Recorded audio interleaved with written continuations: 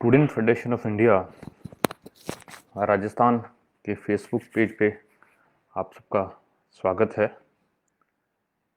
आज हम चर्चा करेंगे जो भारत के अंदर नई शिक्षा नीति आई है, जो पिछले कल ही मतलब कि 2 दिन पहले जिसका अप्रूवल हमारे केंद्रीय मंत्रिमंडल ने दिया है और पिछले कल जो सार्वजनिक तौर पर हमारे पास पहुंची है कुछ कुछ सूचनाओं के जरिए, उसके ऊपर चर्चा हम लोग करेंगे। सोनू, अगर आप लोग सुन रहे हैं तो मुझे बता दें कब शुरू करना है और आवाज़ ठीक है कि नहीं है, तो हम चर्चा शुरू करेंगे अभी इस पे फेसबुक पेज के ऊपर।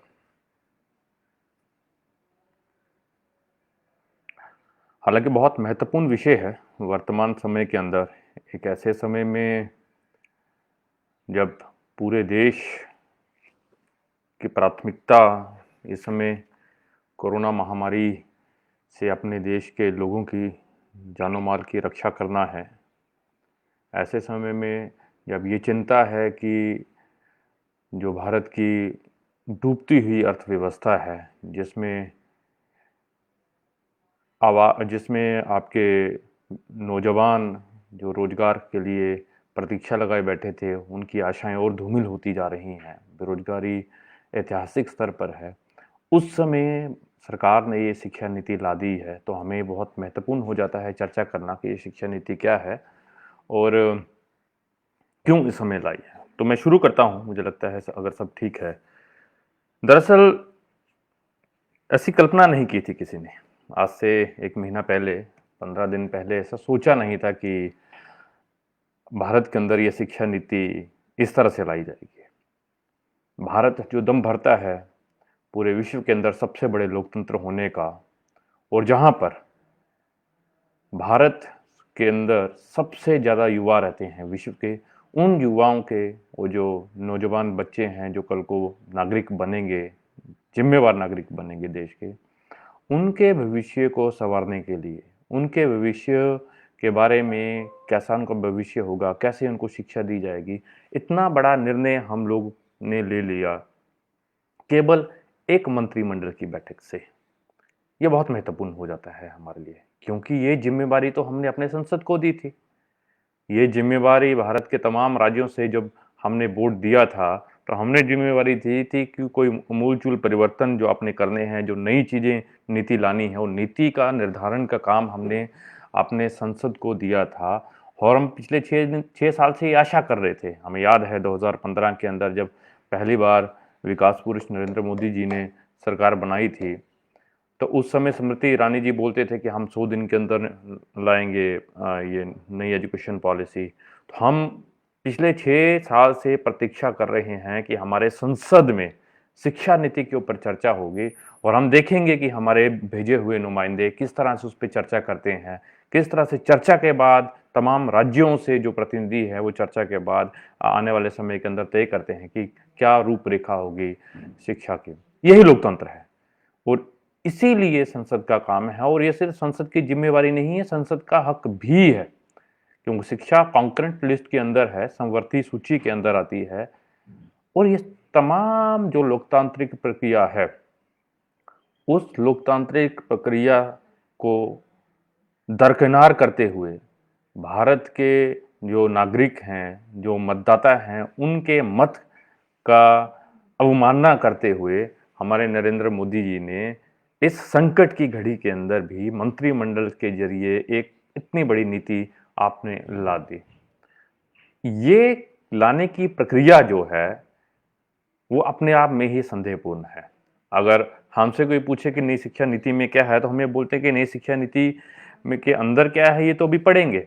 पर नई शिक्षा नीति का पहला सबक ये है कि भारत के अंदर जो सबसे बड़ा लोकतंत्र है, सबसे बड़ा मजबूत लोकतंत्र है, उस लोकतंत्र के अंदर उसकी शिक्षा नीति पहला सबक ये देती है कि लोकतंत्र प्रक्रिया का हनन कैसे करना है, जो हमें सिखाया हमारे केंद्रीय मंत्रिमंडल ने।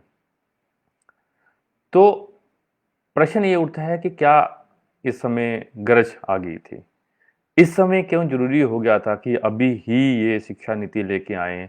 क्या कल से स्कूल कॉलेज चलना मुश्किल हो गए थे? अब पिछले 6 साल से हम बोल रहे हैं कि सरकार ने कोई तत्परता नहीं दिखाई। एक कमेटी, उसके प्रस्ताव, दूसरी कमेटी, उसके प्रस्ताव, राज्यसभा के अंदर चर्चा शुरू होना और उस चर्चा के शुरुआत में ही सरकार का पिछले पैर पे चले जाना, मना कर देना कि ये चर्चा हम कंटिन्यू ही नहीं कर पाएंगे, एक और कमेटी आएगी। फिर एक और कमेटी आती है इसरो के फॉर्मर चेयरपर्सन के नेतृत्व में। वो एक प्रपोजल देती है, उसको दिसंबर 2019 में चर्चा के लिए रखा जाता है। उसके बाद महामारी आ जाती है, हम तमाम काम छोड़ देते हैं, हम तमाम काम छोड़ देते हैं और हम सिर्फ इस समय लगते हैं कि कैसे लोगों की जानो माल बचानी है। हालांकि उसमें तो सरकार का फेलियर हुआ है, हम सब जानते हैं। आज 52,000 के दर से, प्रतिदिन की दर से वो बढ़ रहा है उसकी संख्या। तो उस स्थिति के अंदर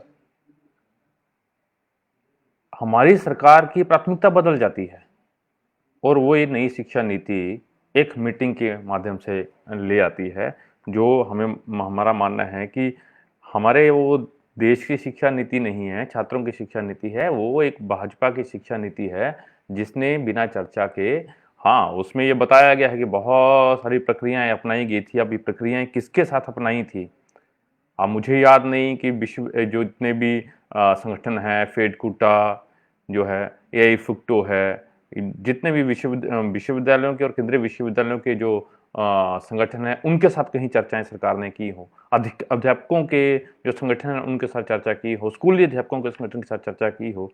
अब चर्चाएं आपने बंद कमरे में अपने जो संगठन है उनके साथ रिकॉर्ड के लिए अगर आप बता दी हो, तो वो तो भारत का प्रतिनिधित्व नहीं करती है।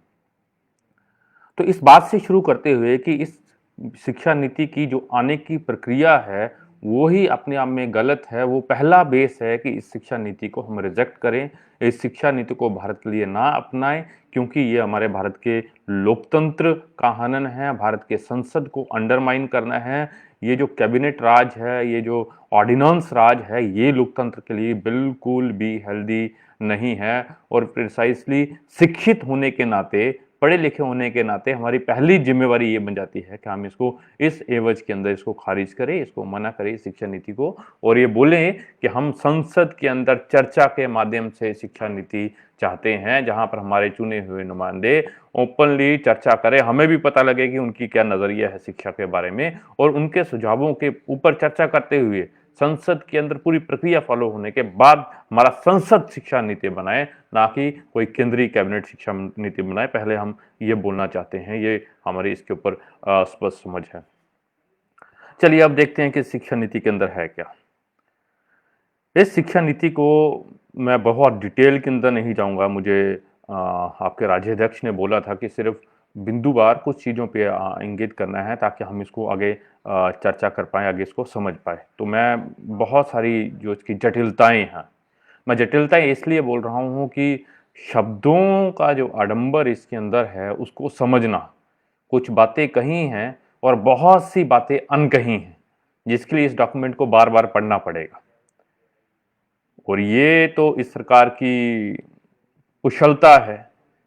हम देखते हैं कि अभी तक भी जितनी नीतियां आई हैं उनकी जो पैकेजिंग है वो, उसके अंदर तो ये सरकार का कोई सानी नहीं है भी सही, क्योंकि जब सरकार ही कॉरपोरेट्स की है, सरकार को बिजनेसमैन चला रहे हैं, वो तो जानते हैं कि कैसे जनता के नज़रिए को प्रभावित करना है, अपने प्रोडक्ट के पक्ष में कैसे उसको लेके आना है। तो वो आप जब नीति लेके आते हैं तो उसके लिए भी करते हैं। बहरहाल, तो मोटे मोटी अगर हम इसके ऊपर चर्चा करें, मैं बात शुरू करूंगा स्कूली शिक्षा के ऊपर।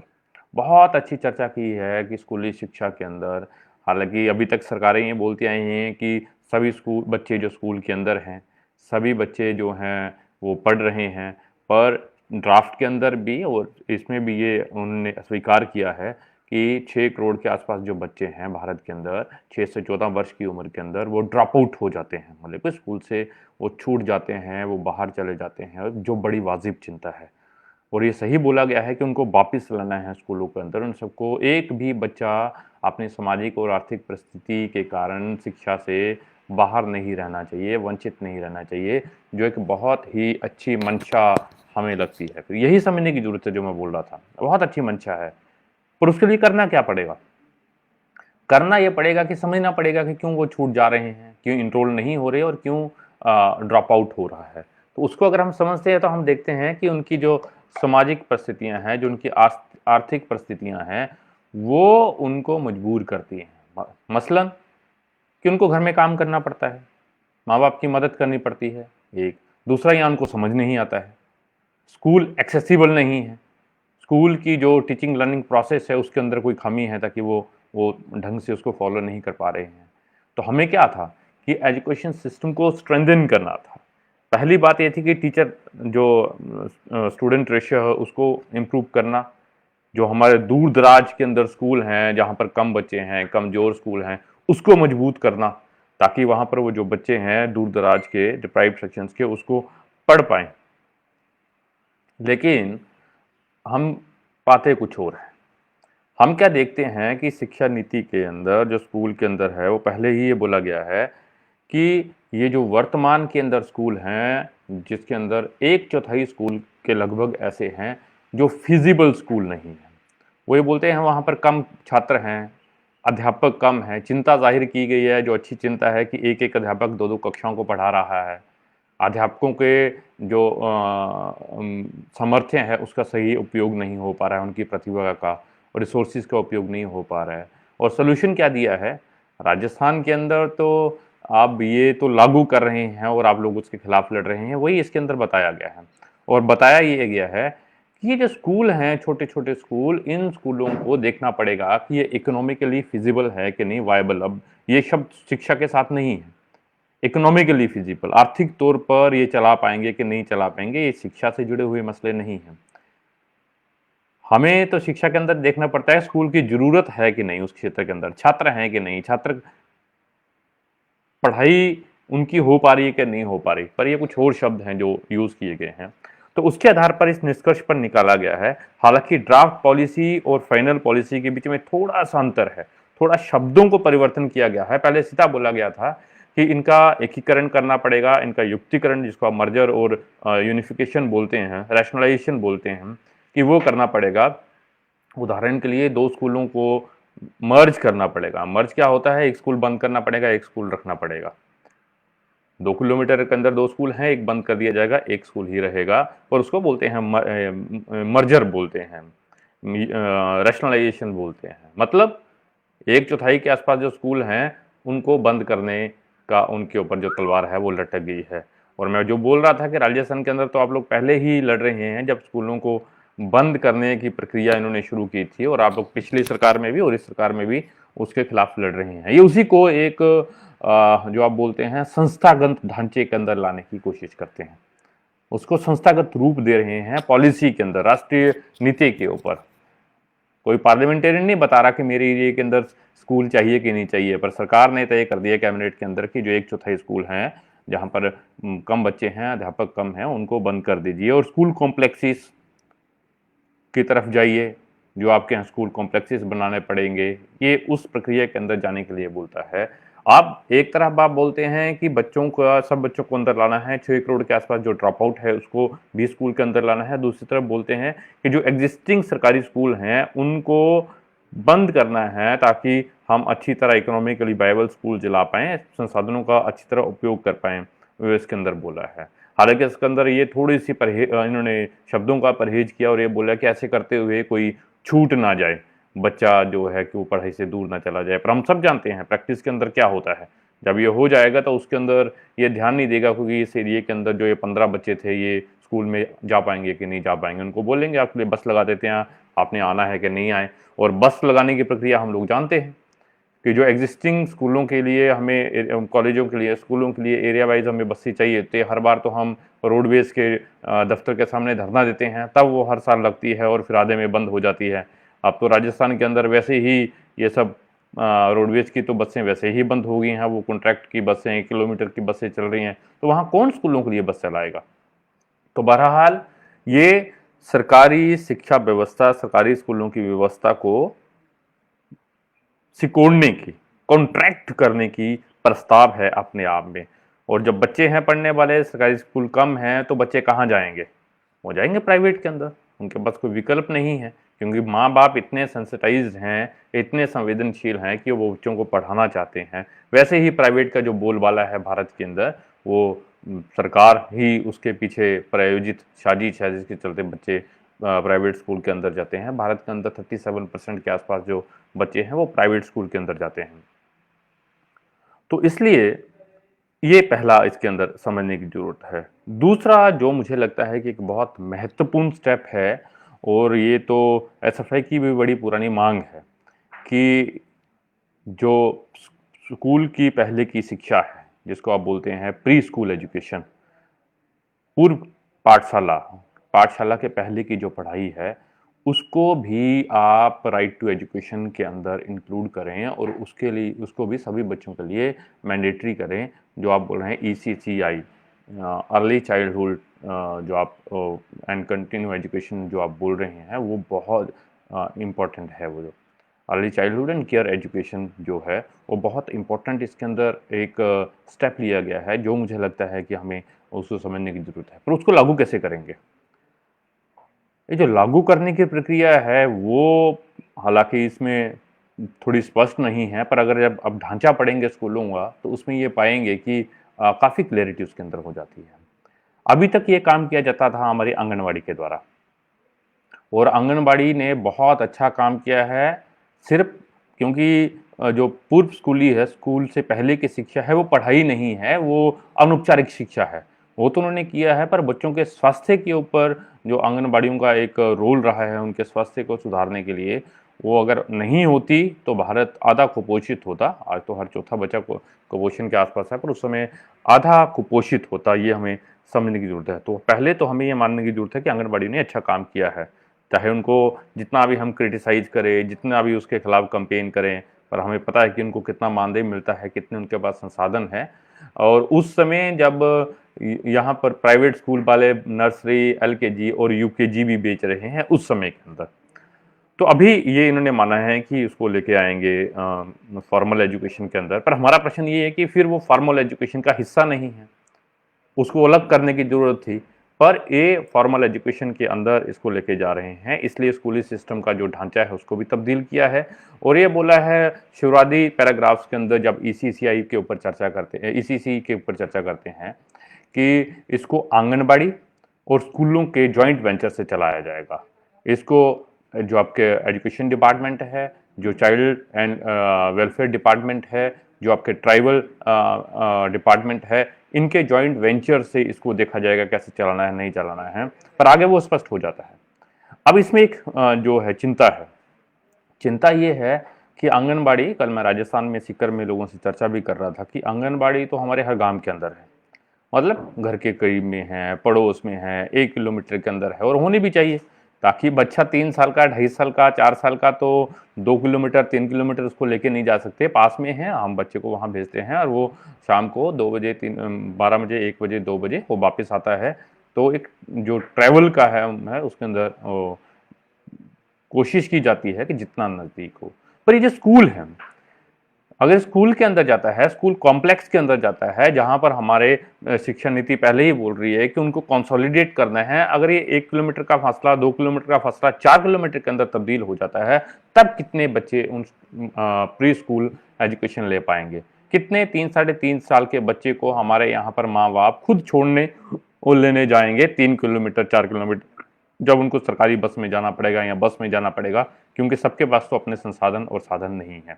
ये एक बहुत महत्वपूर्ण पहलू है, जिसके ऊपर ये एजुकेशन पॉलिसी साइलेंट है, चुप रहती है, और एक तरह से जानबूझकर इसको इंगित नहीं करती है। ये एक बड़ा चिंता का विषय है। और ये आंगनबाड़ी बोला है कि आंगनबाड़ी और अध्यापक इकट्ठे करेंगे। क्या ये आंगनबाड़ी कार्यकर्ताओं को एम्प्लॉय करेंगे स्कूलों के अंदर? कैसे वो मैकेनिज्म होगा, उस पर कोई स्पष्टीकरण नहीं है। लगता यही है कि बाद में बोला है कि उनकी सबकी ट्रेनिंग होगी, उसके लिए अलग से एक मॉड्यूल तैयार करेंगे, उनके लिए सिलेबस तैयार करेंगे, एक अलग से केंद्र उनका बनाएंगे। तो अल्टीमेटली ये जो एनटीटी होते थे वही सब करवाएंगे। और ऐसा लगता है कि जो आंगनबाड़ी हमारे कार्यकर्ताएं और सहायिकाएं हैं, उनके लिए भी एक चिंता का विषय है कि उनके भविष्य के अंदर उनका क्या रोल रहेगा। ये दूसरा पॉइंट। तीसरा जो है, जो बड़ा चर्चा के अंदर भी है और जो आपको समझने की जरूरत है, हालांकि उसके इम्प्लीकेशन बाद में समझ आएंगे कि हमारी स्कूली शिक्षा अभी तक थी 10+2, मतलब 5वीं, फिर 8वीं, फिर 10वीं और 12वीं, 12 साल के अंदर हम स्कूल शिक्षा करते थे। पर अब इसको बदलकर 15 साल कर दिया है। अब क्या है, 5, 5 जमा 3 जमा 3 जमा 4। अब ये थोड़ा नई टर्मिनोलॉजी है, इसको समझेंगे। अब इसको समझना कैसे है कि अब बोला है कि फाउंडेशन स्कूलिंग, फाउंडेशन जो है मतलब कि आधारभूत जो शिक्षा है वो होगी 5 साल की। पहले होती थी प्राइमरी 5 साल की, वो वाली नहीं है, ये अलग है। इसमें क्या है, जो आपकी प्री स्कूल एजुकेशन है, अब यहां समझने की जरूरत है कि वो आंगनबाड़ी कहाँ गायब हो जाएगी। प्री स्कूल एजुकेशन है, उसकी पहली 3 कक्षाएं, जिसको हम सामान्य भाषा में प्राइवेट स्कूलों को अंदर समझते हैं नर्सरी, LKG, UKG, ये 3 साल, और फिर +1 फर्स्ट ईयर और सेकंड ईयर, मतलब कि पहली कक्षा और दूसरी कक्षा, ये 5 होगी फाउंडेशन। एक बार फिर मैं रिपीट कर रहा हूं, फाउंडेशन 5 साल की होगी, इसके अंदर 3 साल से 5 साल के बच्चे इसके अंदर पढ़ेंगे। 3 से लेके 8 साल के बच्चे 5 साल के लिए तीसरी के अंदर दाखिला होगा, और ऐसा आशा करते हैं कि 8वीं तक इसके अंदर रहेंगे। और इसके अंदर कक्षाएं होंगी nursery, LKG, UKG, grade 1, grade 2, जिसको आप बोलते हैं स्टैंडर्ड 1, स्टैंडर्ड 2। ये हो गया आपका फाउंडेशन। फिर आपका आएगा प्राइमरी, जो पहले का था प्रेपरेटरी, जिसको आप बोलेंगे प्रेपरेटरी होगा, और उसके अंदर कक्षाएं होंगी कक्षा 3, कक्षा 4 और कक्षा 5। ये हो गया आपका 9 से 12 साल के बच्चे होंगे कक्षा 3, कक्षा 4 और कक्षा 5 में। उसके बाद फिर आपका जो ट्रेडिशनल मिडल था वो आएगा 6ठी, 7वीं और 8वीं, जिससे 12 से 14 साल की उम्र के बच्चे होंगे। और फिर जो आपका हायर है, जो हायर एजुकेशन, हायर सेकेंडरी जिसको आप बोलते हैं, वो आएगा आपका 9th, 10th, +1, +2, 9वीं, 10वीं, 11वीं और 12वीं। ये आपका होगा 18 साल की उम्र तक का, ये 12वीं तक का आपका है जो स्कूली शिक्षा है। पहले था 10+2, मतलब 5 primary, middle, higher, higher secondary. अब है फाउंडेशन, UKG, LKG,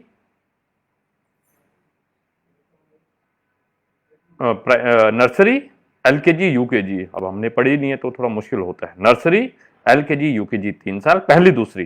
फाउंडेशन 5 साल की होगी, अगले 3 साल तीसरी, चौथी, 5वीं, फिर अगले 3 साल 6ठी, 7वीं, 8वीं, और फिर 4+4 9वीं, 10वीं, 11वीं, 12वीं। ये हो गया 5+3+3+4। ये हमारा जो तरीका है, ये है हमारा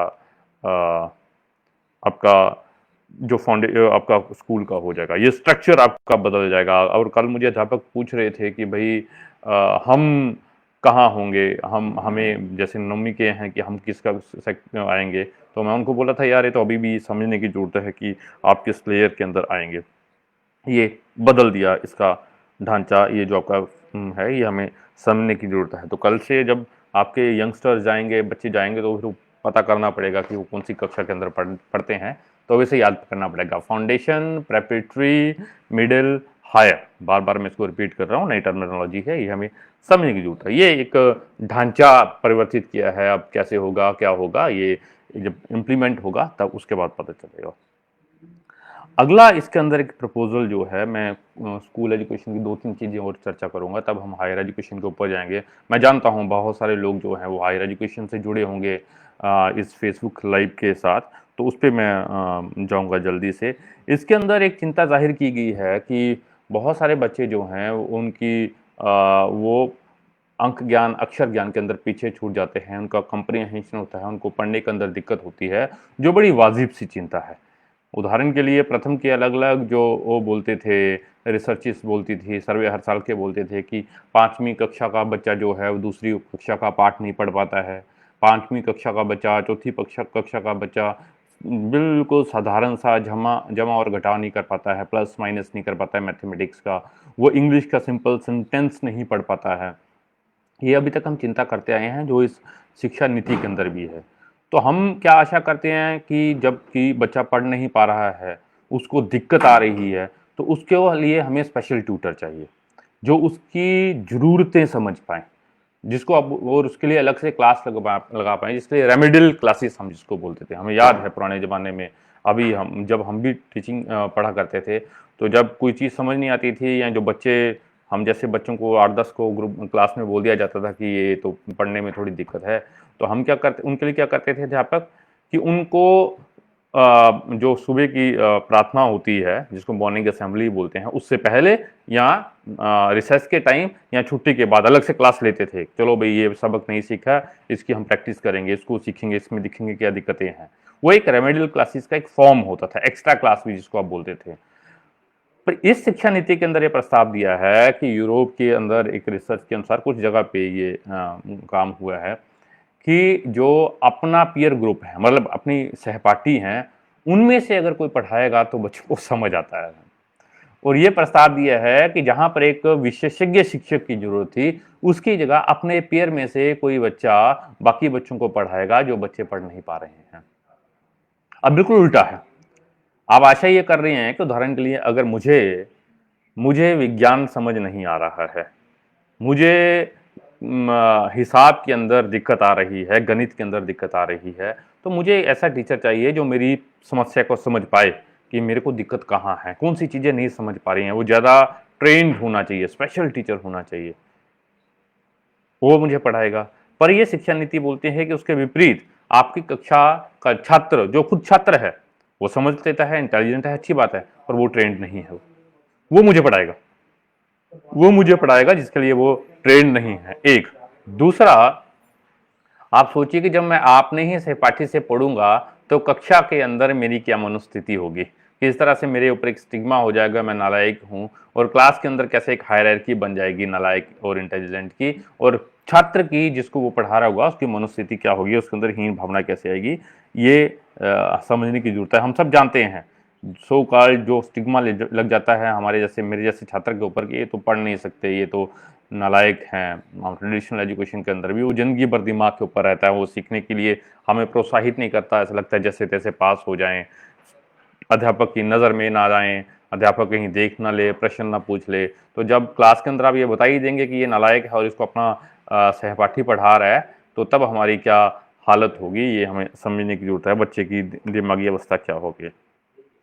इसके साथ हम बार बार ये बोल रहे हैं कि universal and common education on the basis of neighbourhood, पड़ोस के स्कूल के अंदर, कि ये जो आप बोल रहे हैं कि एक्सलेंस स्कूल हैं, उनको दिखाकर आप अपने एजुकेशन सिस्टम को अच्छा बोलते हैं। Navodaya, centre schools, Kasturba Gandhi schools, ये सब स्कूल्स हैं जो आपने इस्टेब्लिश कर दिए थे, वहाँ पर एक बड़ा हिस्सा बजट का चला जाता है, और जो बाकी सरकारी स्कूल हैं उनके लिए कुछ बचता नहीं है। उसको बदलना चाहिए, सब स्कूलों को एक जैसे की तरफ लेके जाना चाहिए। पर यह शिक्षा नीति इसके विपरीत उसी नीति को मजबूत करती है कि ज़्यादा नवोदय विद्यालय की तरह के स्कूल खोलेंगे, सेंटर स्कूल्स की तरह स्कूल खोलेंगे, जो सेंटर ऑफ एक्सीलेंस जिसको बोलते हैं, उस सेंटर ऑफ एक्सीलेंस को बढ़ाने की तरफ हम जाएंगे, ये शिक्षा नीति ये बोलती है। एक छोटी सी चिंता का विषय है इस शिक्षा नीति के अंदर कि ये बोलती है कि कुछ टीचर्स को हम एम्प्लॉय करेंगे, कुछ इंस्ट्रक्टर्स को जो वहाँ की लोकल परिस्थितियों का अच्छा ज्ञान रखते हैं, और उसके लिए कोई रिक्रूटमेंट पॉलिसी नहीं है। स्कूल उसको एम्प्लॉय कर सकता है, हायर कर सकता है, रिक्रूट कर सकता है, या उसकी मदद ले सकता है। और ये स्थानीय जानकारी रखने वाले लोग की पहचान कौन करेगा, और ये लोग कौन होंगे, ये हम समझ सकते हैं। वो सब राजनीतिक लोग होंगे, राजनीतिक प्रभाव वाले लोग होंगे, और विशेष विचारधारा के लोग होंगे, जिनको पिछले दरवाजे से हम कक्षाओं के अंदर दाखिला करवाएंगे अपनी समझ को आगे लेके जाने के लिए। ये चिंता का विषय है। एक चिंता का विषय ये है कि स्कूल के अंदर बड़ी छोटी उम्र से ही, छठी कक्षा के बाद ये प्रस्ताव है कि प्रोफेशनल एजुकेशन, व्यावसायिक शिक्षा, एक बड़ा शब्द है ये जो आकर्षित करता है व्यावसायिक शिक्षा का। हमें व्यावसायिक शिक्षा को इंट्रोड्यूस करने का एक चलन प्रस्ताव है कि छठी कक्षा के बाद व्यावसायिक शिक्षा को दी जाएगी, और उसके साथ अनपेड इंटर्नशिप भी होगी, बच्चों की इंटर्नशिप भी होगी। वो जाने की जैसे जेबीटी करने के बाद इंटर्नशिप करते हैं, आईटीआई करने के बाद करते हैं, वैसे ही स्कूल के अंदर अगर उनको कुछ कारीगरी सिखाई जाएगी तो उनकी इंटर्नशिप भी होगी। तो ये अल्टीमेटली जो आपका लेबर लॉ है, चाइल्ड लेबर है, उसको बढ़ावा देने का यही तरीका है लीगली, ठीक है, मैं 8वीं तक मैंने कुर्सी बनाना सीख लिया है, 8वीं तक मैंने दस्तकारी सीख ली है, तो मेरी ट्रेनिंग होगी, पैसा तो उसके लिए मिलेगा नहीं। इंटर्नशिप होगी और मुझे कहीं जाके किसी के कारखाने में काम करना है, और मैं चाइल्ड, आपकी मेरी इच्छा है, 8वीं तक मैंने सीख लिया है, मैं एक्सपर्ट हो गया हूँ, तो मैंने पढ़ाई छोड़ दी और मैं प्रोफेशनल हो गया हूँ, मैं तो प्रोफेशनल स्कूलिंग करूँगा। तो ये वही जो पुराना तरीका था कि दस्तकारी के अंदर या हाथ से काम वाले लोग हैं, वो जो ज़्यादा पढ़ नहीं सकते, डिप्राइव सेक्शन से, इकोनॉमिकली वीकर सेक्शन से हैं, सोशली वीकर सेक्शन से हैं, तो वो क्या करेंगे? या +2 कौन करे, हायर एजुकेशन कौन करे, दस्तकार हो गया है, कुछ सीख लिया है, मैशन हो गया है, मोटर मैकेनिक हो गया है, छोटी इलेक्ट्रिसिटी सीख गया है, जो भी वो व्यावसायिक शिक्षा सिखाएंगे। तो अब पढ़ना क्या है, अब तो छोटा मोटा 5-10 हज़ार इकोनॉमी होगी है, तो ठीक है, अब तो सरकार भी बोल रही है करो तो करो, वो सब जाएंगे, शिक्षा से बाहर होते जाएंगे। तो अब ये पता नहीं, जो हायर एजुकेशन के अंदर 50% इन्होंने बोल रखा है GR, तो उसके अंदर ये किन लोगों को लेकर आएंगे, क्योंकि आम इंसान, जो लोग जिन घरों में दिक्कतें हैं, जो पहले ही हम बोल रहे हैं कि घरों की दिक्कतों के कारण 6.2 करोड़ लोग हैं, छात्र हैं, जो वो शिक्षा से ड्रॉप आउट हो जाते हैं। तो क्या इस प्रस्ताव के साथ वो प्रेरित होंगे शिक्षा के अंदर रहने के लिए? सरकार को इंश्योर करना था कि सब लोग +2 करें, और उसके लिए वो सोशियो इकोनॉमिक कंडीशन तैयार करें, उनके लिए फेलोशिप, स्कॉलरशिप, छात्रवृत्ति दे, पर उल्टा ऑप्शन दे दिया कि आप पढ़ें, 6वीं 7वीं 8वीं 8वीं के अंदर दस्तकारी सीखें और स्कूली शिक्षा छोड़कर आप चले जाएं। ये इसके अंदर प्रस्ताव है। इसके अंदर प्रस्ताव है कि बोर्ड अब चेंज हो जाएंगे, 10वीं और 12वीं का ही बोर्ड रखा है, बोर्ड साल में 2 बार होगा, ऑप्शनल होगा, और अलग अलग सब्जेक्ट उसके अंदर ले सकते हैं, फ्लेक्सिबिलिटी होगी, एक अच्छी पहल है जो होना भी चाहिए।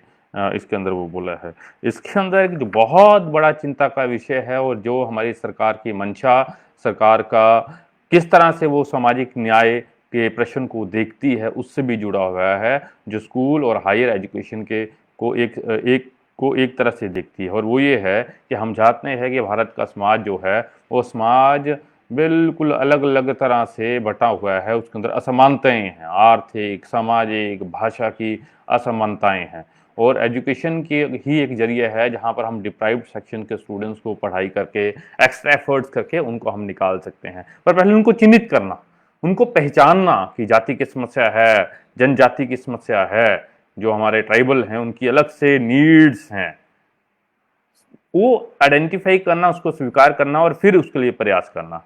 ये बहुत ही ये शिक्षा नीति हतोत्साहित करती है। कोई भी इंसान ये सोचता है कि सामाजिक न्याय के प्रश्न को शिक्षा हल करेगी, उसको हतोत्साहित करती है, क्योंकि इस शिक्षा नीति के अंदर तमाम तरह के जो शिक्षा के अंदर जिनका कम रिप्रेजेंटेशन है बच्चों का, उनके लिए बोला है socially and economically disadvantage groups.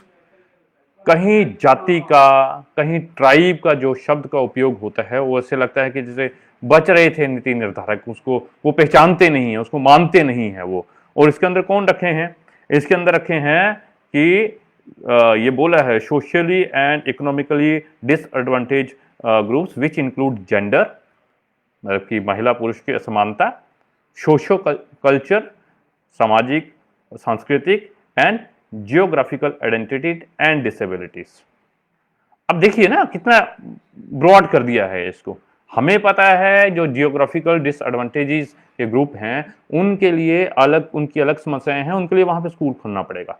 लेकिन जो जाति का बच्चा है, वो दलित जाति का, वो किसी भी एरिया के अंदर होगा, उसकी समस्याएं अलग हैं, उसको अलग से पहचानना पड़ेगा, अलग तरीके से उसको एड्रेस करना पड़ेगा। इसी तरह से ट्राइबल, और इसके अंदर फिजिकली जो चैलेंज हैं उसको भी इसी के अंदर इंक्लूड किया है। ये एक चिंता का विषय है। ये चिंता का विषय इसलिए है कि उनका प्रतिनिधित्व स्कूलों के अंदर, शिक्षा के अंदर अलग अलग कारणों से कम है। जो दलित है उसकी अलग दिक्कत है, और जो फिजिकली चैलेंज है उसको अलग दिक्कत है, और उनको एक फ्रेम के अंदर रख देना, हमारा ऐसा मानना है कि ये बड़े तरीके से कोशिश की गई है कि कोई आलोचना ना कर पाए कि आपने इन तबकों का ध्यान नहीं दिया। उनका जिक्र भी है, उनकी बात भी आई है, पर पूरी समझ से बच जाना और अपनी जिम्मेवारी से पीछे हट जाना, और जानबूझकर ये जैसे बोलते भी है ना कि जाति को कोशिश कर ये करने की दिखाई जाती है कि ये समस्या नहीं है, ताकि इसको एड्रेस करने की जरूरत ना पड़े। वही कोशिश इस पूरी एजुकेशन पॉलिसी में दिखती है।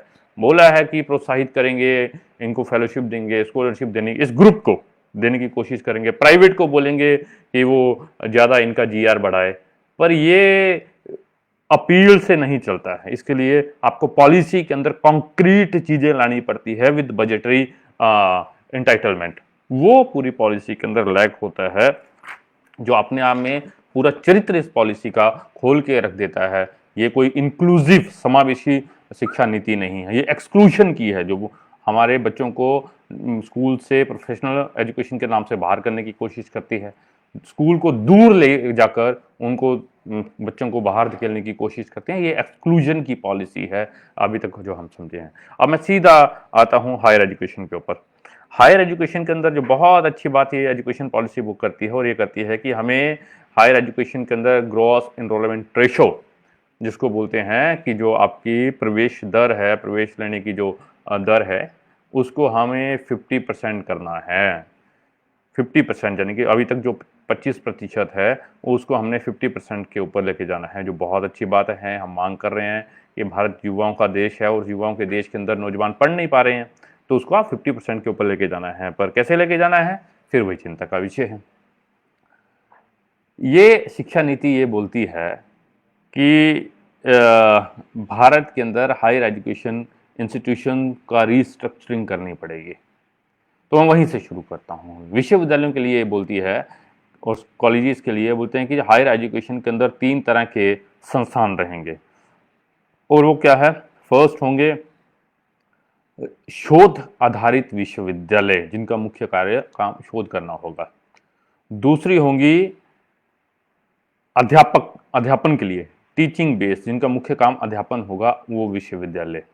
और तीसरे होंगे आपके ऑटोनोमस कॉलेजेस, ये जो महाविद्यालय हैं, इन सबको बोलते हैं इंस्टीट्यूशन, हायर एजुकेशन इंस्टीट्यूशन। इस 3 तरह के होंगे, शोध आधारित, अध्यापन teaching based universities, and then autonomous colleges. ये जो ऑटोनोमस कॉलेजेस हैं ये क्या है। अभी तक हम क्या देखते हैं कि हमारे कॉलेजेस हैं वो किसी न किसी यूनिवर्सिटी से अफिलेटेड हैं। जैसे राजस्थान यूनिवर्सिटी जयपुर से बहुत सारे कॉलेज अफिलेटेड हैं, शेखावटी यूनिवर्सिटी से पूरा शेखावटी के इलाके के जो कॉलेज हैं वो अफिलेटेड हैं। अभी हम ये जो समझते हैं, पर ये बोलते हैं कि भविष्य के अंदर 15 साल के अंदर ये जो अफिलेशन वाला मसला है इसको खत्म कर देना है। मसलन कि आपका सीकर का जो कॉलेज है, कल्याण कॉलेज, कॉमर्स बोल लीजिए, साइंस बोल लीजिए, वो कॉलेज अब शेखावटी यूनिवर्सिटी से अफिलेटेड नहीं रहेगा आने वाले 15 साल के अंदर, और वो अपने आप में एक कॉलेज बन जाएगा, स्वायत्त कॉलेज। इससे पहले मैं स्वायत्ता पे आऊं, मैं एक्सेसिबिलिटी की बात कर लूं। जो उन्होंने बोला था कि हमने 50% तक GER को लेके जाना है। जब ये बोलते हैं कि ऑटोनोमस कॉलेज हो जाएंगे, इंस्टीट्यूशन हो जाएंगे, साथ में ये राइडर इस एजुकेशन पॉलिसी पे रखा है कि ये जो छोटे छोटे कॉलेज हैं, ये कॉलेज कोई बहुत अच्छे कॉलेज नहीं हैं। ये कॉलेज छोटे छोटे कॉलेज को बंद करके, इनको मर्ज करके हमने इस तरह के हायर एजुकेशन इंस्टीट्यूशंस बनाने हैं, ऑटोनोमस कॉलेज बनाने हैं, जहां पर छात्रों की जो न्यूनतम संख्या है वो 3000 हो या 3000 से ज़्यादा हो, कम से कम जो संख्या है वो 3000 होनी चाहिए। अब आप गौर कीजिए, जो आपका राजस्थान के अंदर मसला था, बोलते थे कि हर तहसील के अंदर सरकारी महाविद्यालय। आप तो पता नहीं कितने महाविद्यालय आपके हैं राजस्थान के अंदर, कितने प्रतिशत, जहां पर 3000 का जो आंकड़ा है वो छात्रों का है। और अगर नहीं है तो कमर कस लीजिए, क्योंकि सरकार ये बोल रही है कि या वो बंद कर दिए जाएंगे या वो मर्ज कर दिए जाएंगे, और वही महाविद्यालय भविष्य के अंदर रहेंगे जहां पर 3000 जो छात्र हैं, मिनिमम संख्या उनकी 3000 होगी। ये आपका न्यू एजुकेशन पॉलिसी का ड्राफ्ट बोल रहा है। एक ये समझ आता है हमें यहां तक। अब दूसरा कैसे रिस्ट्रक्चरिंग करती है महाविद्यालय, ऑटोनोमस मतलब स्वायत्त। तो ये बोलता है कि इनको ग्रेडेड ऑटोनॉमी मिलेगी, जिससे इनके पास एडमिनिस्ट्रेटिव और फिनेंशियल ऑटोनॉमी, वित्तीय और प्रशासनिक स्वायत्तता इनके पास हो जाएगी। इनको किसी यूनिवर्सिटी से बात करने की जरूरत नहीं है, यूनिवर्सिटी का कोई इससे इनसे कुछ लेना देना नहीं होगा। अब देखिए जनाब, ये सुनने में बहुत अच्छा लगता है, क्योंकि जिस पेज से मैं जुड़ा हूँ, स्टूडेंट फेडरेशन ऑफ इंडिया, इनकी तो मांग है कि हमारे विश्वविद्यालय को, हमारे शिक्षण निकायों को स्वायत्तता होनी चाहिए। और हमारी मुराद होती है स्वायत्ता का मतलब कि ये जब एक सरकार जाती है, वसुंधरा राजे की सरकार जाती है, और अभी पता नहीं गहलोत जी की सरकार कितने दिन रहेगी कि नहीं रहेगी, पर चलिए जब तक है तब तक ये सारे वाइस चांसलर चेंज हो जाते हैं, प्रिंसिपल चेंज हो जाते हैं, एजुकेशन सेक्रेटरी चेंज हो जाते हैं। तो हमारा मानना ये था कि ये जो राजनीतिक हस्तक्षेप है वो नहीं होना चाहिए। हमारी मुराद ये थी कि कोई स्मृति ईरानी लेटर नहीं लिखेगी हैदराबाद सेंट्रल यूनिवर्सिटी को कि राहुल वेमुला के साथ क्या करना है क्या नहीं करना है। हमारी मुराद ये थी कि सीकर कॉलेज को 3 टुकड़ों के अंदर बांटना है, ये सरकार नहीं तय करेगी, ये हमारे शिक्षाविद तय करेंगे, ये हमारी यूनिवर्सिटी की एकेडमिक काउंसिल और एग्जीक्यूटिव काउंसिल तय करेगी, या उस कॉलेज का प्रशासन तय करने का ये हमारी मुराद थी। पर उसके लिए जो बजट है वो तो सरकार की जिम्मेवारी है। तो ये हमें हमें पहले समझना है कि हमारी जो हम बोलते हैं स्वायत्ता, उसका क्या मतलब है। हमारी स्वायत्ता का मतलब है कि हमारे कॉलेजेस के निर्णय हमारे कॉलेज के द्वारा लिए जाए, हमारे यूनिवर्सिटी के निर्णय हमारे एग्जीक्यूटिव काउंसिल के द्वारा लिए जाए, और उस कार्यकारी परिषद के अंदर सरकारी नुमाइंदे, राजनीतिक नुमाइंदे कम हो, शिक्षाविद ज्यादा हो, अध्यापक हो, शिक्षाविद हो। हमारा जो ऑटोनॉमी है उसका मतलब ये है, हमारी ऑटोनॉमी का मतलब ये है कि दीनानाथ बत्रा जी नहीं बताएंगे कि एनसीआर नेशनल करिकुलम फ्रेमवर्क के अंदर क्या करना है क्या नहीं करना है। हमारी मुराद ये है कि जैसे हमारे एमएचआरडी कल एक वीडियो द्वारा वायरल हुआ है, उसमें वो बता रहे थे हमारे पोखरियाल जी, हमारे जो हैं एमएचआरडी अभी शिक्षा मंत्री हैं, क्योंकि अब शिक्षा मंत्रालय हो जाएगा, मानव विकास मंत्री, ये नई शिक्षा नीति ये बोलती है कि मानव विकास मंत्रालय को बदलकर शिक्षा मंत्रालय कर देना है। तो जो हमारे शिक्षा मंत्री जी हैं वो एक वीडियो के अंदर जो बता रहे थे कि साहब ये जो ज्योतिष शास्त्र है ये तो बहुत बड़ा है, विज्ञान इसके सामने तिल के बराबर है, छोटा सा है। तो वो नहीं हमें बताएंगे, हमारे शिक्षाविद बताएंगे, हमारे अध्यापक बताएंगे, विज्ञान का अध्यापक बताएगा कि भाई सूरज जो है वो क्या है, वो स्टार है, वो देवता नहीं है, वो हनुमान के मुंह में नहीं समा सकता, क्योंकि हनुमान पृथ्वी पे रहता थे, हनुमान जी पृथ्वी पे रहते थे। अब मेरे पे कोई डेफर्मेशन केस कर देगा, मैंने जी नहीं लगाया, कि हनुमान जी पृथ्वी पे रहते थे और सूरज का जो आकार है वो तो पृथ्वी से कई गुण बड़ा है। तो वो कैसे उन्होंने खाने के पीछे भाग गए थे वो नहीं बताएंगे, मुझे मेरा विज्ञान का अध्यापक बताएगा, मुझे मेरे हिंदी का अध्यापक बताएगा कि वो हनुमान जी की कहानी क्या है, वो हमारे राजनीतिज्ञ नहीं बताएंगे। ये उसकी मुराद है स्वायत्ता की, जो मैं स्वायत्ता बात कर रहा था। पर बहरहाल जो ये स्वायत्ता दे रहे हैं हमें, इनकी स्वायत्ता ये है कि आपको प्रशासनिक, पहले वित्तीय सहायता दी जाएगी। तो वित्तीय सहायता से ग्रेडेड ऑटोनॉमी, उसका ये मतलब है कि आपको धीरे धीरे धीरे अपने संसाधन खुद जुटाने हैं। आप स्वायत्त हैं, आपको सरकार से कुछ नहीं मिलेगा, आपको जो अपने खर्चे हैं वो खुद निकालिए। जैसे दिल्ली के अंदर 3-4 कॉलेजेस के वो जबरदस्ती प्रपोजल भेजा था कि हमें इंस्टीट्यूशन ऑफ एमिनेंस के अंदर डालना है, आपको याद होगा जब 62 निकाले थे, तो उसके अंदर डालना है जिसके अंदर ग्रेडेड ऑटोनॉमी होगी। मतलब ये है कि उनको धीरे धीरे अपने रिसोर्सेज खुद जनरेट करने हैं। मतलब ये है कि छात्रों की फीस बढ़ानी है। अब महाविद्यालय के अंदर तो रिसोर्सेज कहाँ से जनरेट होंगे, वो कोई प्रॉफिट तो कमाता नहीं है ना, कोई वो खदान नहीं है, कोई फैक्ट्री नहीं है, कोई इंडस्ट्री नहीं है जहां से वो जनरेट करेगा। रिसोर्सेज जनरेट करने का मतलब है सीधा सा कि वो जो सर्विस देता है एजुकेशन, उसको बेचेगा एज ए कॉमोडिटी और उससे प्रॉफिट कमाएगा बच्चों की फीस बढ़ाकर। तो ये जो वित्तीय स्वायत्ता भी है, ग्रेडेड ऑटोनॉमी है, लिखा है ग्रेडेड ऑटोनॉमी जो है इन एजुकेशन इंस्टीट्यूशन को दी जाएगी, जो स्वायत्त महाविद्यालय है इनको दी जाएगी। तो सर ये ग्रेडेड ऑटोनॉमी नहीं है, ये स्वायत्ता नहीं है, ये स्वायत्ता के नाम पे सरकार की जो जिम्मेवारी है शिक्षा देने की, उस जिम्मेवारी से भागने की कवायद है। ये कवायद ये है कि सरकारी भी प्राइवेट है। बोलने के लिए तो लिखा होगा सीकर आपका कॉलेज, कल्याण कॉलेज सीकर सरकारी महाविद्यालय, पर जब आप अंदर जाएंगे प्रोस्पेक्टस पढ़ेंगे तो आप देखेंगे कि फीस तो ये सरकारी की है ही नहीं। तो फट्टा सरकारी का रहेगा लेकिन चलेगा बच्चों की फीस से, और वो कितने बच्चे फीस दे पाएंगे आप बेहतर जान सकते हैं। तो ये है वो तरीका, मैं जो बोल रहा था कि कुछ कही और बहुत सारी अनकही बातें हैं। ये जो अनकही बातें हैं ये हमें न्यू एजुकेशन पॉलिसी में समझने की जरूरत है। ये जो ऑटोनॉमी बोलता है, स्वायत्ता बोलता है, वित्तीय और एडमिनिस्ट्रेटिव स्वायत्ता क्या है। एडमिनिस्ट्रेटिव स्वायत्ता ये है कि आने वाले समय में धीरे धीरे ये जितने भी आपके कॉलेजेस हैं ये चलेंगे बोर्ड ऑफ गवर्नर्स। आप देखिए board of BOGs, board of governors होंगे 9, 11, 13 अकॉर्डिंगली वो तय करेंगे, परमानेंट होंगे वो। उनकी एक संस्था होगी जो स्कूल कॉलेजेस के अंदर कैसे एडमिशन्स होनी है, क्या पढ़ाया जाना है, कैसे पढ़ाया जाना है, रिक्रूटमेंट कैसे होनी है। हालांकि इसमें तो कहीं रिजर्वेशन पॉलिसी का इस तरह जिक्र किया नहीं है, पर उनकी इच्छा होगी अगर तो रिजर्वेशन पॉलिसी फॉलो होगी कि नहीं होगी, स्केल क्या होगा अध्यापकों का, ये सब चीज़ें इसके अंदर तय की जाएंगी, जो आपके बीओजीस हैं वो तय करेंगे। मतलब अभी जो आपका प्रिंसिपल नहीं करता है तो आप बोलते हैं हम यूनिवर्सिटी को लेटर लिखेंगे, वाइस चांसलर को लेटर लिखेंगे, हम ज्ञापन देंगे कि हमारे यहाँ पर टीचर भेजा जाए, सरकार को बोलेंगे। पर जब बीओजीस होंगे तो प्रिंसिपल बोलेगा कि मैं नहीं करता, तो आप क्या कर लेंगे? जब बीओजीस होंगे तो वो 7 लोगों का गुट तय कर देगा, तो उनकी पूरी तानाशाही हो जाएगी। ये जो अध्यापक हैं जिनकी एक फ्रीडम होती थी काम करने की, तो जब बीओजीस उनकी रेगुलेशंस तय करें, उनके तय करेंगे नौकरी के, तो रोज जब कॉन्फ्लिक्ट होगा तो टीचर्स अपना यूनियन भी नहीं कर पाएंगे। तो ये है वो आपकी एडमिनिस्ट्रेटिव। अब ये कितना फिजिबल है, मतलब कितना ये लागू हो सकता है। लागू होने से मतलब मेरा वित्तीय फिजिबिलिटी नहीं है, जो जैसे ये बोलते हैं, मेरी फिजिबिलिटी मतलब कि मानव संसाधन क्या है। उदाहरण के लिए आपके किसी एक कॉलेज ने तय करना है कि उसका सिलेबस क्या होगा, क्या क्या मतलब होगा, एक सेंट्रल सिलेबस होगा तो उसको कैसे पढ़ाना है, क्या पढ़ाना है। परीक्षाएं कौन लेगा? इंटरनल परीक्षाएं होंगी।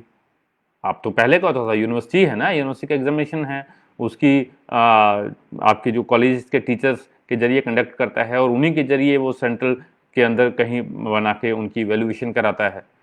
तो ये सब काम जो यूनिवर्सिटी और कॉलेज के मानव संसाधन के साथ मिलके, मतलब कि जो वहाँ पे मानव संसाधन है, जो टीचर हैं, फैकल्टी हैं, इंटेलेक्चुअल्स हैं, उनको आपस में तालमेल के साथ करते थे, वो एक कॉलेज के अंदर संभव नहीं है कि इतनी क्षमता हो जाए, वो दिल्ली के अंदर भी नहीं है, तो हम बाकी जगह के सोच सकते हैं। तो ये एक अजीब सा प्रस्ताव हमारे इस न्यू एजुकेशन पॉलिसी में ला दिया है। ऐसे तो बोलता है कि हम समग्रता ला रहे हैं, हम इकट्ठा कर रहे हैं, पर ये पूरे सिस्टम को ही तोड़ देता है, और ये छोटी छोटी दुकानों के रूप में बदल देता है कॉलेजेस को, कि जिसकी अलग से इच्छा होगी वो अलग से ऑफर करेगा।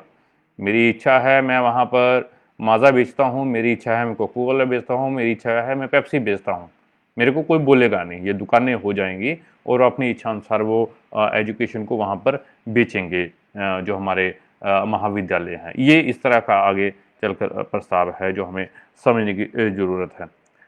अगला ये है कि ये बोलता है एजुकेशन पॉलिसी कि ये जैसा अभी है ना, मैं बोल रहा था कि arts college, science college, commerce college, engineering college, medical college, law college, ये शब्द निरर्थक हो जाएंगे, और ये बोलता है कि मल्टी डिसिप्लिन, मतलब कि बहुसंकाय जो है, सारे के सारे जो डिसिप्लिन है वो एक कॉलेज के अंदर अच्छा ये बोल रहे हैं कि शॉर्ट लाइन में बात किया करो। अब भाई न्यू एजुकेशन पॉलिसी है तो ये ठीक बोल रहे हैं, उसके अंदर तो छोट ही है सब कुछ। तो सर अभी मैं तो पुरानी एजुकेशन पॉलिसी में पढ़ा हूँ, तो डिटेल में समझाने की कोशिश कर रहा हूँ अभी। तो ये बोल रहे हैं कि जो आपके एक ही कॉलेजेस के अंदर मल्टी फैकल्टीज होंगे, जैसे होती है आर्ट साइंस होता था, पर अभी जो जितने भी हैं, जैसे एक बीएड का कॉलेज है, वो सारे इकट्ठे करके उसके अंदर सब तरह की पढ़ाई होगी, मल्टी डिसिप्लिन होंगे सभी कॉलेजेस के अंदर। ये जो इंजीनियरिंग कॉलेज अलग से थे, इस तरह की कोई चीज़ नहीं होगी, मेडिकल कॉलेज अलग से कोई चीज़ नहीं होगी, मल्टी डिसिप्लिन होंगे एक ही इंस्टीट्यूशन के अंदर, ये पॉलिसी ये बोलती है। तो मैं कल सीकर के साथियों से आप लोगों से मजाक कर रहा था कि अभी 4 साल पहले आप लोगों ने आंदोलन लड़ा था कि हमारे कॉलेज को मत तोड़ो, अब सरकार बोलेगी कि हम इन कॉलेज को दोबारा इकट्ठे कर रहे हैं, एक ही जगह पे लेके आ रहे हैं। तो अब ये समझ नहीं आता है, पहले सरकार कुछ और बोलती है, वही बीजेपी की सरकार थी, अब भी यहाँ बीजेपी की सरकार है, तो वो अब इकट्ठा कर देगी उनको, अगर इनकी पॉलिसी को हम माने, क्योंकि वो मल्टी डिसिप्लिन की बात करता है। तो ये हुआ इसके बारे में। अब मैं रेगुलेटरी बॉडीज़ के बारे में थोड़ा सा बात करूँगा, उसके बाद हम आगे बढ़ेंगे। और रेगुलेटरी मतलब कि जैसे यूनिवर्सिटी ग्रांट कमीशन है, हमारा जो रेगुलेशन आता है होता है, हमारा जो फंड आता है, अभी भी तो रेगुलेशन हो रहा है ना आप लोगों का। बहुत सारे विश्वविद्यालयों ने, राज्य सरकारों ने बोला कि पेंडेमिक है, संक्रमण है, हम इलेक्शन एग्ज़ाम नहीं कर सकते। यूजीसी बोल रहा है एग्ज़ाम करने पड़ेंगे, क्योंकि वो नियामक संस्था है, वो एक टसल है दोनों के बीच में। मैं उस डिबेट में नहीं जा रहा हूँ अभी, पर वो नियामक संस्था है, वो जो पैरामीटर्स तय करती है पूरे भारत के अंदर हायर एजुकेशन की, और साथ में जो ग्रांट भी देती है, जिस तरह से एनसीटी है, एआईसीटी है, एमसीआई है, बार काउंसिल ऑफ इंडिया है, इस तरह की जो सारी चीज़ें हैं। तो साहब फ्यूचर में यूजीसी नहीं रहेगा, फ्यूचर में एमसीआई नहीं रहेगा, फ्यूचर में क्या होगा, हालांकि कोशिश की गई है बचने की, पर सच्चाई ये है कि इस तरह से सेंट्रलाइज कर दिया है सब चीज़ों को, और फ्यूचर के अंदर सिर्फ 4 संस्थाएं रहेंगी अम्ब्रेला, एक ही अम्ब्रेला के अंदर, और वो अम्ब्रेला है आपका higher education commission of India. बहुत सारे मीडिया ने इसको रिपोर्ट किया है, बहुत सारों ने नहीं किया है, पॉलिसी के अंदर भी इस तरह से इसका नाम नहीं लिया है, पर इसके 4 हिस्से होंगे एक बॉडी के अंदर। पहला होगा national higher education regulatory council, जिसको NHERC, national higher education regulatory council होगा, जो अथॉरिटी के तौर पे काम करेगा, जिसका काम होगा कि वो रेगुलेशन का काम जो यूजीसी करता था, एक हिस्सा। अफिलेशन कैसे है, अब अफिलेशन तो होगी नहीं, पर जो भी आपके ऑटोनोमस कॉलेज होंगे उनके क्या मापदंड होंगे, कुछ इंफ्रास्ट्रक्चर होना चाहिए, कितने टीचर होने चाहिए, मिनिमम जो पैरामीटर्स तय करते हैं। एक दूसरा होगा इसका नेशनल एक्रेडिटेशन काउंसिल, जो है नेशनल एक्रेडिटेशन अथॉरिटी के जरिए जो काम करेगा, जिसका काम होगा एक्रेडिशन करना, अभी भी आता है ना नैक, उसी तरह से।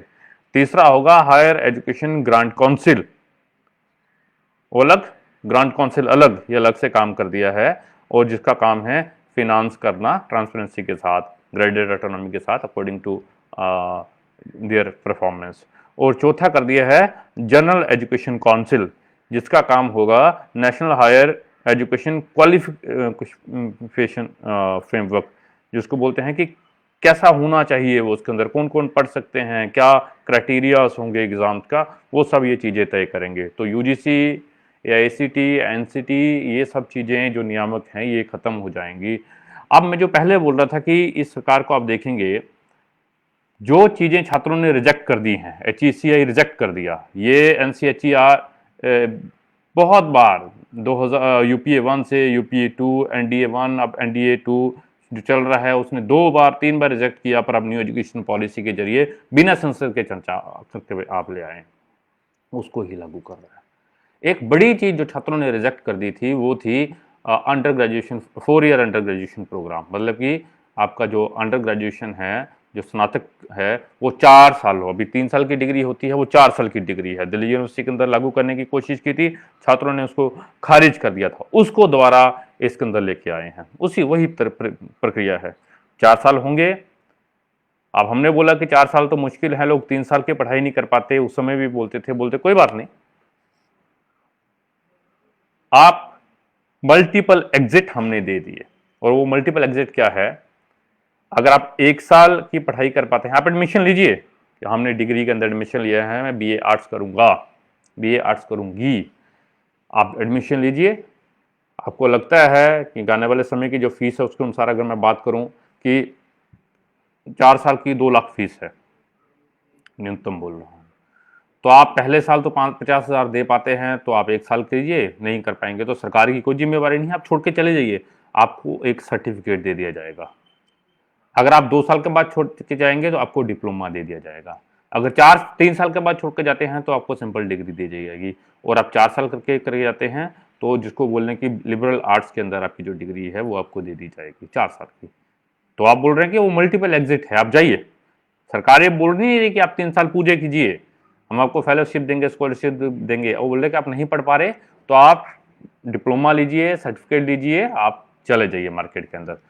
सहज लगता है, अच्छा भी लगता है कि यार ठीक है, नहीं पढ़ पाए तो डिप्लोमा तो हो गया, पर प्रश्न ये है कि वो डिप्लोमा लेके मैं जाऊंगा कहाँ, बाजार में जाके, मार्केट जिसको आप बोलते हैं, जहां मैं काम करने जाऊंगा, मुझे काम क्या मिलेगा, उस डिप्लोमे के आधार के ऊपर, उस सर्टिफिकेट के आधार के ऊपर मुझे क्या काम मिलेगा, क्या डिग्री और सर्टिफिकेट एक जैसा होगा। उदाहरण के लिए मैंने 2 साल किया, मैं 2 साल के बाद चला गया, तो जो आपकी राजस्थान एडमिनिस्ट्रेटिव सर्विसेज हैं, SAS है, क्या मैं उसके लिए एलिजिबल हूं, क्या मैं नहीं दे पाऊंगा, वो तो क्या वो 3 वाला होगा, क्या 4 साल वाला होगा?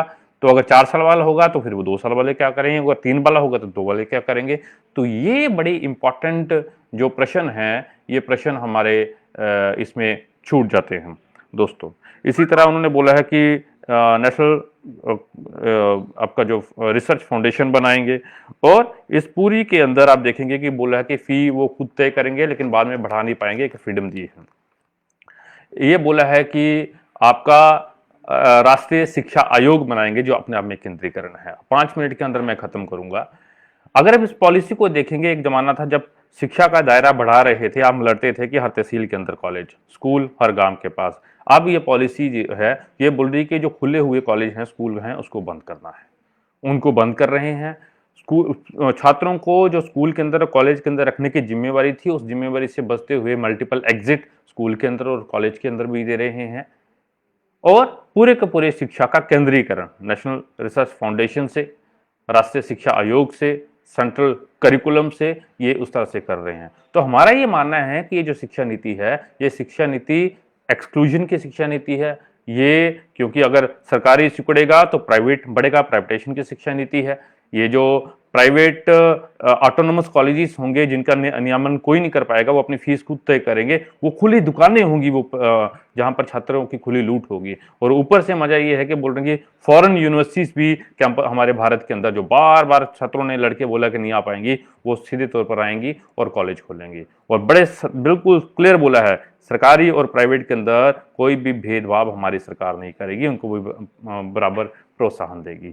तो बोला है कम शब्दों में ये शिक्षा नीति है, अपने चरित्र के अंदर अलोकतांत्रिक है, प्रक्रिया के अंदर, चरित्र के अंदर समावेशी नहीं है, एक्सक्लूशन की है। और भारत का जो फेडरल कैरेक्टर है, गणराज्य जो ढांचा है, जहां पर हम बोलते हैं कि हमारा अलग अलग राज्यों की अपना पहचान है, पर यूनिटी है हमारे सेंटर के अंदर, उसके खिलाफ जाते हुए सेंट्रलाइजेशन ऑफ एजुकेशन करती है। और पूरी के अंदर बोला है कि संस्कृत संस्कृत और संस्कृत, बड़ा उसके अंदर बोला है। और अलग अलग भारतीय शिक्षा के नाम के ऊपर कोशिश की गई है कि अच्छे शब्दों में वो जो जिन लोगों ने बिना चर्चा के केंद्र पार्लियामेंट से लागू करवाए हैं, उनकी समझ के अनुसार इस शिक्षा नीति को बनाया जाए, जिसको आप बोलते हैं कि शिक्षा को एक विशेष धर्म का रंग दिया जा रहा है। नीड ऑफ आवर है, पेंडेमिक है, छात्र घरों के अंदर है, दिक्कत है, पर कैसे लड़ना है इससे, ये स्टूडेंट फेडरेशन ऑफ इंडिया को बताने की जरूरत नहीं है। अभी तक भी शिक्षा को बचाया था, शिक्षा को इवॉल्व किया है, सरकारी शिक्षा को बचा पाया है। और मैं ये आशा करता हूं कि जैसे इन्होंने बोला भी है, मैं इनका स्टेटमेंट पढ़ रहा था, और मैं भी यही आशा करता हूं कि छात्र, भारत के छात्र इस शिक्षा नीति को रिजेक्ट करेंगे। आप पार्लियामेंट को बाईपास कर सकते हैं, पर ये जो सड़कें हैं, इनके ऊपर उतरने के लिए छात्रों को, अध्यापकों को रोक नहीं पाएंगे। और अगर आपका संसद तय नहीं कर पाया, आपने कैबिनेट के मंत्रालय से, मंत्रिमंडल से ये तय कर दिया, पर आने वाले समय के अंदर भारत की सड़कें देखेंगी कि वहां पर छात्रों का संसद होगा, और छात्रों का संसद इस कैबिनेट को नहीं मानेगा। वो जनमानस का है, वो लोकतंत्र का है, और इसको रिजेक्ट करेगा। इससे बढ़िया नहीं चाहिए, नई चीजें चाहिए। 6% ऑफ जीडीपी इसके जरिए नहीं, वो हमने 86 में बोल दिया, जो इसमें भी बोला है कि 6% ऑफ जीडीपी खर्च करेंगे, वो खर्च कीजिए, वो स्ट्रेंथन कीजिए। आप एजुकेशन को इंक्लूसिव बनाइए, उसका एक्सपेंशन कीजिए, क्वालिफाइड टीचर लाइए, ज्यादा टीचर लाइए। वो एजुकेशन पॉलिसी जो आम इंसान की, भारत की भारतीय जरूरतों के अनुसार होगी। वो किसी अमेरिका से उठाकर हम यहाँ कट पेस्ट नहीं करेंगे। कट पेस्ट के जमाने के अंदर ऐसी शिक्षा नीति आप अपने संघर्ष के जरिए लागू करवाएंगे। बहुत बहुत धन्यवाद आप लोगों का, मुझे मौका दिया आपसे चर्चा करने का। और बहुत सारे जो लोग यहाँ पर जुड़े हैं, उनका बहुत सारा धन्यवाद यहाँ पर जुड़ने के लिए, भविष्य के आंदोलनों के लिए, भविष्य के संघर्षों के लिए। आपसे आशा है कि आम इंसान, आम बच्चों की, अभिभावकों की जो आशाएं हैं एसएफआई से, उसको आप लोग इम्प्लीमेंट करेंगे, उसको पूरा करेंगे, और जनपक्षीय शिक्षा नीति का निर्माण करवाएंगे। धन्यवाद।